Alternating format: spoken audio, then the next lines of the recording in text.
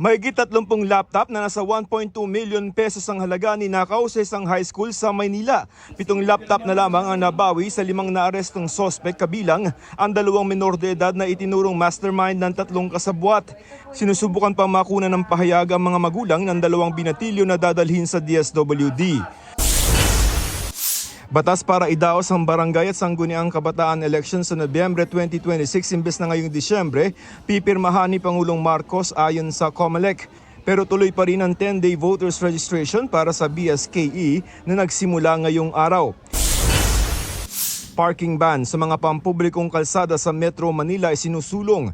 Bubuo ng Technical Working Group at sa September 1 isasapinal ng DILG ang ban. Sa ngayon, magkaiba ang nais ng DILG at MMDA na oras ng ban. Mula 5 a.m. hanggang 10 p.m. ang mungkahi ng DILG habang ang nais ng MMDA tuwing rush hour lamang sa umaga at gabi.